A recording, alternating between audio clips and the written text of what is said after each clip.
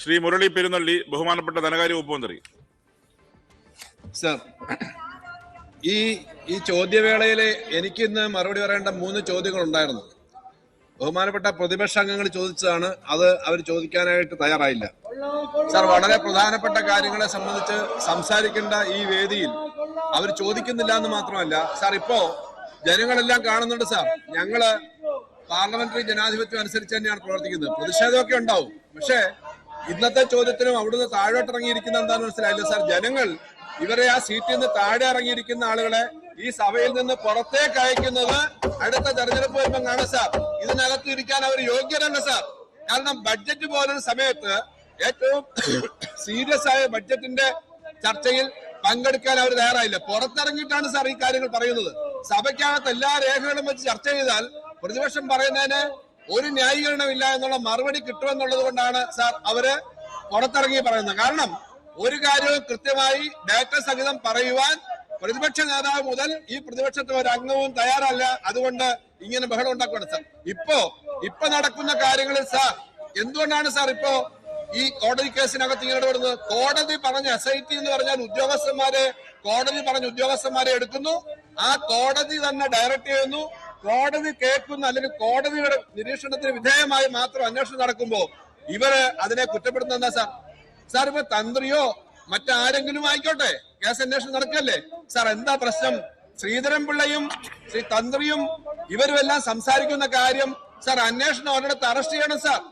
ഈ അന്വേഷണം ഇനി ഫർദറായി പോയി കഴിഞ്ഞാൽ നമ്പർ 10 ജൻപതിലേക്ക് പോകുമോ എന്നുള്ള സംശയം കൊണ്ടാണ് ഇവര് BJP ആയിട്ട് കൂടി ചേർന്നേക്കുന്നത്. ശ്രീധരൻപിള്ളയുടെ അഭിപ്രായം കേട്ടു എന്നാണ് സാർ. അങ്ങേയറ്റം തെറ്റ് കാണിക്കുകയും അതിനു വേണ്ടിയിട്ട് ഇപ്പൊ കോൺഗ്രസിനകത്ത് തന്നെ പ്രശ്നമുണ്ടെന്ന് എനിക്കറിയാം. ഇവിടെ വിവാദം ഉണ്ടാക്കി ശ്രീമതി സോണിയാഗാന്ധിയെ പോലെയുള്ള ആളുകളുടെ പേര് പോലും വലിച്ചഴക്കുന്ന തരത്തിൽ കാര്യങ്ങൾ ചെയ്തു. അതുകൊണ്ട് ഇവരെ സംബന്ധിച്ച് സ്വർണ്ണക്കൊള്ളയുടെ പ്രശ്നം പറഞ്ഞ് അന്വേഷണം നടത്താനല്ല അവരിവിടെ നേരത്തെ പറഞ്ഞതുപോലെ പാർലമെന്ററി കാര്യമന്ത്രി പറഞ്ഞ പോലെ രണ്ടാളുകളാണ് പുറത്ത് ഇവർക്ക് വേണ്ടി വാദിക്കുന്നത് സാർ. BJPയും കോൺഗ്രസും ഒരുമിച്ച് ചേർന്ന് വാദിക്കുന്നു സാർ. ഇതിനകത്തിരിക്കുന്ന എത്രയാൾ ഈ തെരഞ്ഞെടുപ്പ് വരുന്ന സമയത്ത് കോൺഗ്രസിനകത്ത് ഉണ്ടാവുന്ന ഒരു ഉറപ്പുമില്ല സാർ. ഇതിനകത്തിരിക്കുന്ന എത്രയാൾ തെരഞ്ഞെടുപ്പ് കഴിയുന്ന സമയത്ത് കോൺഗ്രസിനകത്ത് തെരഞ്ഞെടുപ്പിന്റെ സമയത്ത് എത്ര പേരുണ്ടാവും ഉറപ്പില്ല സാർ. കാരണം ആസാമിലെ PCC പ്രസിഡന്റ് ആസാമിലെ ചെറിയ ആളല്ലല്ലോ. ഓരോ സംസ്ഥാനത്തെയും പല മുഖ്യമന്ത്രിമാരും മന്ത്രിമാരും മറ്റുള്ളവരൊന്നും ചെറിയ ആളുകളല്ലല്ലോ സാർ. അങ്ങനെയുള്ള പ്രധാനപ്പെട്ട നേതാക്കന്മാരിനി എത്രയായാലും അതുകൊണ്ട് BJP ആയിട്ടൊരു ചെറിയ സോഫ്റ്റ് പാലം ഉണ്ടാക്കുന്നത് നല്ലതാണ്. BJP പറയുന്ന ആർഗ്യുമെന്റ് സഭയ്ക്കകത്ത് വന്ന് പറയുന്നത് വെറുതെ അല്ല, ഈ കാര്യങ്ങൾ കൂടി ചെയ്യാനാണ് സാർ. അത് ചെയ്യാൻ വേണ്ടിയിട്ടാണ്. അതുകൊണ്ട് ആസാമിലെയും ആന്ധ്രയിലെയും തെലങ്കാനയിലെയും കാര്യങ്ങളൊക്കെ നോക്കിയാൽ മതി. ആ കാര്യങ്ങളൊക്കെ നോക്കി അങ്ങോട്ട് പോകുന്ന കാര്യമുണ്ട്. അതുകൊണ്ട് സാർ, ഇത്രയും നിലവാരമില്ലാതെ കാര്യങ്ങൾ കൈകാര്യം ചെയ്യുക എന്നുള്ളത് ചെറിയ കാര്യമല്ല. അതുകൊണ്ട് ഇവരുടെ ഉദ്ദേശം ഈ ശൂരന്മാരായ ആളുകൾ കോൺഗ്രസിൽ നിന്ന് എവിടെ നിൽക്കുന്ന അറിയില്ല സാർ. അതുകൊണ്ടാണ് ഇവര് ചോദ്യം കേരളത്തിലെ ഗവൺമെന്റിന്റെ ഈ കാര്യങ്ങളെ സംബന്ധിച്ച് ചോദ്യത്തിനെടുക്കുന്ന നിലപാടാണ് അത് സാർ. സാർ, ഇവിടെ സാർ തൊട്ടു മുന്നേ നിൽക്കുന്ന ആളെ പോലും കാണാത്ത ഉരുളന്മാരെ പോലെ പെരുമാറുന്ന കാര്യമാണ്. എവിടെ പോയി പാലവാൻ ഇവിടെ നിൽക്കുന്നുണ്ട്. ആ കണ്ണാടി ഒന്ന് ശരിക്കും ഇങ്ങോട്ട് നോക്ക്. പാലവാൻ ഇതുപോലും കാണുന്നുണ്ട് സാർ. ഇതുപോലെ കാണാത്തവരാണ് നീതി നടപ്പിലാക്കാൻ നിൽക്കുന്നത്. ബാലഗോപാലാണ് ഇവിടെ നിൽക്കുന്നത്. ഇങ്ങോട്ട് നോക്കിയാൽ കാണാം. ബഹുമാനപ്പെട്ട മെമ്പർ തിരിച്ചു കണ്ണാടി ഒന്ന് എടുത്തു വെച്ചിട്ട് നോക്ക്, ഇവിടെ തന്നെ ഇരിക്കുന്നുണ്ട്. അതുകൊണ്ട് എവിടെ പോയി കൂടുള്ളവരെന്ന് അന്വേഷിച്ചാൽ മതി. ചിലരൊക്കെ BJP പോയി എന്റെ ഓരോ സ്ഥലത്തുണ്ട്. അതുകൊണ്ട് വേറെ കാര്യങ്ങൾ പറയണ്ട. അതുകൊണ്ട് ഇവിടെയുള്ള സാർ ഇവിടെ നിൽക്കുന്ന എന്നെ പോലും കാണാത്ത ആളുകളാണ്. എന്നെ പോലും കാണാൻ കഴിയാത്ത ആളുകൾ ഇവരെന്താ കാണുന്നത്? അപ്പൊ ഇവരെ ഇതെല്ലാം തമസ്കരിക്കാൻ ശ്രമിക്കുകയാണ്. ഒന്ന് ശരിക്കും നോക്കിക്കോളൂ. ഇവിടെ നിപ്പുണ്ട് സാർ. ഇപ്പൊ മനസ്സിലായല്ലോ സാർ. ഇത്രയാണ് സാർ അടിസ്ഥാനം. എന്താണ് പറയുന്നത്, എന്താണ് ചെയ്യുന്നത്, എന്താണ് അടിസ്ഥാനം, എന്താണ് അർത്ഥം എന്നൊക്കെ അറിയാതെ അതിനെ കൂടെ നിങ്ങളെപ്പോലുള്ള ആളുകളുടെ മുദ്രമിക്കുന്നുള്ളൂ. എത്ര കഷ്ടമാണ് സാർ. ഇവരെപ്പോലുള്ള ആളുകൾ മുദ്രാവാക്യം വിളിക്കുന്നുണ്ട്. എത്ര കഷ്ടമാണ് സാർ. ഈ ചോദ്യത്തിന്റെ കാര്യത്തിനകത്ത് വിശദമായ മറുപടി ഉണ്ട് സാർ.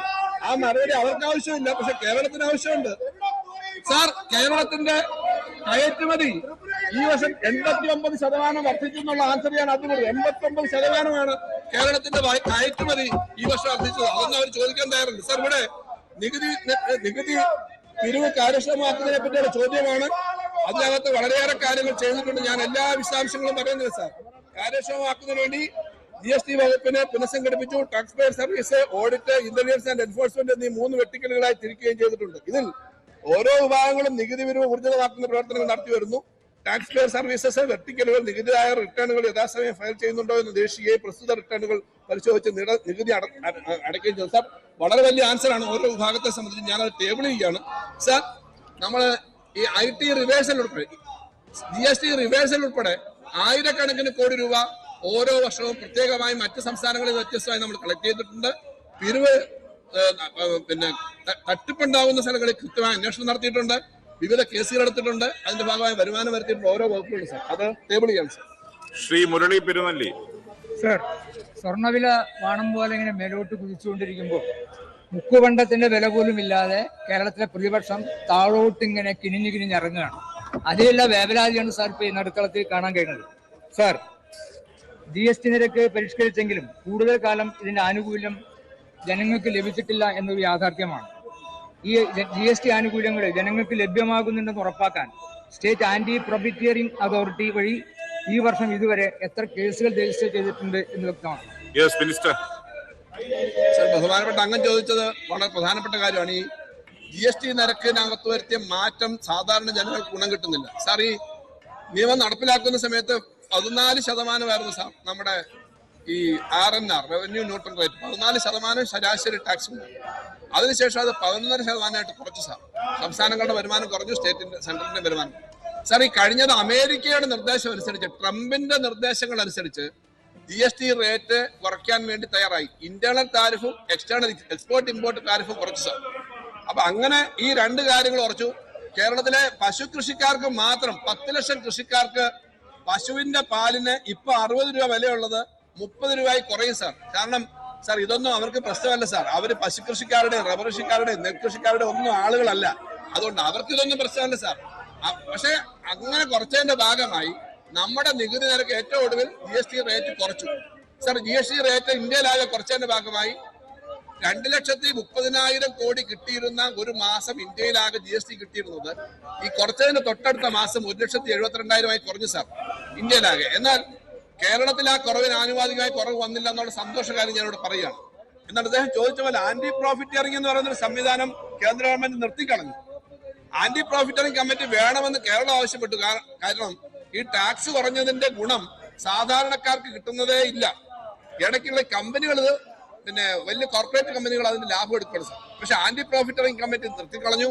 അതുകൊണ്ട് ആ പരിശോധന നടക്കുന്നില്ല. അതുകൊണ്ട് ബിസിനസ്സുകാർ, വലിയ കമ്പനികള് സാധാരണക്കാരെ കൊള്ളയടിക്കുന്ന പോലെ ടാക്സ് സമ്പ്രദായം അവരുടെ ഇഷ്ടമനുസരിച്ച് ചെയ്യുന്നതിന്റെ അപകടം നമ്മുടെ കസ്റ്റമേഴ്സ് അനുഭവിക്കുകയാണ്. കേരളം ഉൾപ്പെടെയുള്ള സ്റ്റേറ്റുകൾ, കേരളവും കർണാടകവും ഉൾപ്പെടെയുള്ള സ്റ്റേറ്റുകൾ ഈ കാര്യം പറഞ്ഞിരുന്നു, അവിടെ ശക്തമായി പറഞ്ഞിരുന്നു ആന്റി പ്രോഫിറ്ററിംഗ് കമ്മിറ്റിയുടെ കാര്യത്തിന്. പക്ഷെ ദൗർഭാഗ്യവശാൽ അതൊന്നും ഇവിടെ പ്രശ്നമല്ല കോൺഗ്രസിനുള്ളതുകൊണ്ട്. ഞാൻ കോൺഗ്രസിന്റെ ഒരു സ്റ്റേറ്റ് ഗവൺമെന്റ് ചെയ്ത കാര്യം നല്ല കാര്യമാണ് പറഞ്ഞത്. അതൊന്നും ഇവിടെ നിങ്ങൾക്ക് പ്രശ്നമല്ലാത്തതുകൊണ്ട് നിങ്ങൾ അതൊക്കെ ഇങ്ങനെ പറഞ്ഞുകൊണ്ടിരിക്കുന്ന സ്ഥലത്താണ് സാർ സ്ഥിതി. സെക്കൻഡ് ക്വസ്റ്റ്യൻ സാർ, കേന്ദ്ര സർക്കാർ നൽകി വന്നിരുന്ന GST നഷ്ടപരിഹാര കാലാവധി അവസാനിച്ച സാഹചര്യത്തിൽ സംസ്ഥാനത്തിന് നികുതി വരുമാനത്തിൽ എത്ര ശതമാനം കുറവ് വന്നിട്ടുണ്ട്? ഇത് പരിഹരിക്കാൻ എന്തെല്ലാം നടപടികളാണ് സർക്കാർ എടുക്കുന്നത് വ്യക്തമാക്കുക. സാർ, GST നടപ്പിലാക്കിയ സമയത്ത് 5 വർഷക്കാലം കൊണ്ട് GST നടപ്പിലാക്കുന്നതിന്റെ ഭാഗമായി നഷ്ടം പരിഹരിക്കപ്പെടുമെന്നാണ് കേന്ദ്രം കണക്കുകൂട്ടിയത്, അല്ലെങ്കിൽ കൗൺസിൽ. സാർ, അങ്ങനെ 5 വർഷം നമുക്ക് നഷ്ടപരിഹാരം കിട്ടിയിരുന്നു. ശരാശരി ഏറ്റവും അവസാനത്തെ വർഷം കിട്ടിയത് 12,000 കോടിയാണ് സാർ ഒരു വർഷം. പക്ഷെ 2022 ഈ GST നഷ്ടപരിഹാര സമ്പ്രദായം നിർത്തി. അതിനുശേഷം നമുക്ക് ശരാശരി 12,000 മുതൽ 15,000 കോടി വരെ ഒരു വർഷം നഷ്ടം വന്നുകൊണ്ടിരിക്കുന്നു സാർ. ഇപ്പൊ വീണ്ടും ഈ GST റേറ്റ് കുറച്ചതിന്റെ ഭാഗമായി 8,000 കോടിയും കൂടി ഒരു വർഷം അധികം വരും സാർ. അപ്പൊ ചുരുക്കത്തിൽ GST വരുന്നതിന് മുമ്പ് ഒരു വർഷം കിട്ടിയിരുന്ന, അല്ലെങ്കിൽ ഇപ്പൊ വരാവുന്ന ഗ്രോത്തിൽ നിന്നും 20,000 കോടി ഒരു വർഷം കേരളത്തിന് മാത്രം നഷ്ടം വരികയാണ് സാർ. ആ നഷ്ടം വരുന്നത് നമ്മൾ കടന്ന് പിടിച്ചു നിൽക്കുന്ന, നമുക്ക് റേറ്റ് ഒന്നും കൂട്ടാൻ പറ്റില്ല സാർ. നമ്മളൊരു ചാർജും കൂട്ടാൻ പറ്റില്ല. റേറ്റ് നമ്മൾ കൂടുതൽ വാർത്തകൾക്ക് news 18 Keralam YouTube channel subscribe ചെയ്യുക.